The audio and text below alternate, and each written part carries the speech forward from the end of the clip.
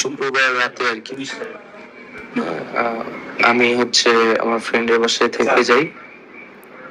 তো ওই দিন মানে শনিবার দিবাগত রাতে তো 2টা থেকে 3টার মধ্যে হচ্ছে পুলিশ এবং ডিবি পুলিশের পরিচয়ে এক গ্রুপ একদল মানুষ ওই বিল্ডিং এ তালা ভেঙে প্রবেশ করে।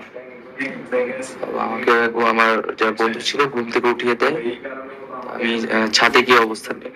তো তারা কয়েকজন ছাদে আসে, তো এসে আমার নাম পরিচয় জিজ্ঞেস করে পরে আমাকে কয়েকজন মিলে জোর করে নিচে নামিয়ে নিয়ে যায় আর কি। পুলিশের লোক? সিভিল ড্রেসে ছিল তারা।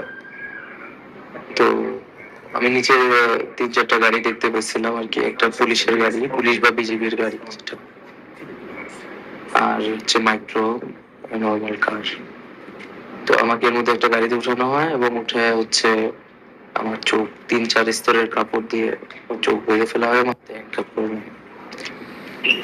এবং 30 থেকে 40 মিনিটের মতো গাড়িটা চলছিল এবং পরে গাড়ি থেকে নামায় আমাকে একটা রুমে নেওয়া হইলো আর কি। এবং পুরো সময় আমার চোখ বাঁধা ছিল এবং হচ্ছে কিছু প্রাথমিক জিজ্ঞাসাবাদ শুরু করলো আন্দোলন সম্পর্কিত।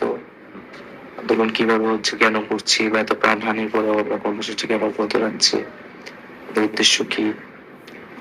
তো আমি যেসব উত্তর দিচ্ছিলাম তারা এটাতে সন্তুষ্ট হচ্ছিল না এবং একটা পর্যায়ে হচ্ছে তারা আমাকে ফিজিক্যালি মেন্টালি টর্চার অ্যাসাল্ট করা শুরু করে এবং লোহার হয়তো কিছু একটা দিয়ে মারতেও শুরু করে দাঁড় করিয়ে। তারপরে একটা পর্যায়ে আমি সেন্সলেস হয়ে যাই এবং বাকি এরপরে আমার আর কোনো মেমোরি সেখানে নাই। তো এরপরে আমি হচ্ছে আজকে ভোর 4টা থেকে 5টার সময়, এই সময়টায় আমি পূর্বাঞ্চল এলাকার জলসিঁড়ি বা ওই সাইডটায় আমি একটা ব্রিজের নিচে পাশে আমি নিজের সেন্স ফিরে পাই আর কি। তো ওখান থেকে পরে আমি সাইনবোর্ড থেকে বুঝলাম এটা ওই এলাকা পূর্বাঞ্চল এলাকা এবং শেখ হাসিনা সরণি একটা রাস্তা দিয়ে কিছু দূর আগে আমি একটা সিএনজি নিয়ে আমার বাসায় চলে আসি। 24 ঘন্টার মতো আর কি সেখানে ছিলাম এবং এর মধ্যে আমার পরিবার ডিবি অফিস এবং সিআইডি অফিস এবং বিভিন্ন থানায় রাজধানীর খোঁজ নিয়েছেন, বাট কেউই স্বীকার করে নাই যে আমাকে গ্রেফতার করা হয়েছে কিনা, এবং কোনো স্বীকারোক্তি আসেনি।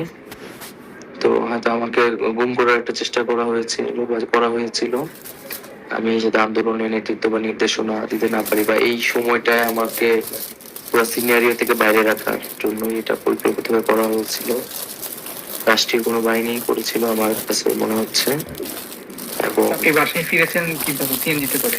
সিএনজিতে করে। এরপরে এরপর আমার পরিবার সদস্যরা আমাকে হাসপাতালে নিয়ে আসছে আর কি। এখন ফিজিক্যাল কন্ডিশন কেমন মনে হচ্ছে আপনার? ফিজিক্যাল আমার ওই জায়গাগুলোতে ব্যথা আছে, আমার রক্ত এখনো জমাট হয়ে আছে, এটা হয়তো একটু সময় লাগবে ঠিক হইতে। কটার দিকে এসেছেন হাসপাতালে? 12টার দিকে।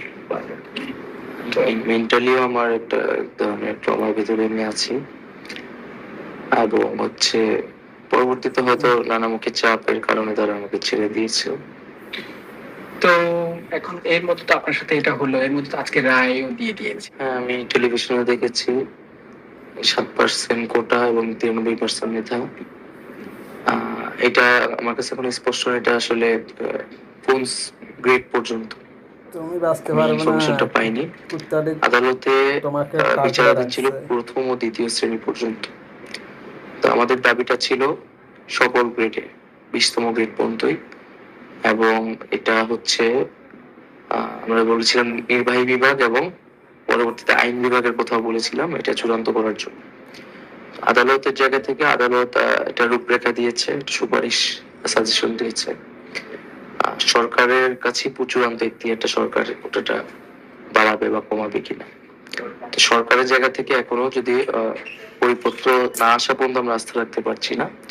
টিভিতে দেখেছি মঙ্গলবারের মধ্যে এটা হয়তো একটা পরিপত্র সরকার জারি করবে। তো সেটা যদি সকল গ্রেডে হয় তাহলে এই সিদ্ধান্তটাকে আমি ইতিবাচক মনে করি। তবে সরকার অনেক জল খোলা করে, অনেক দায়িত্ব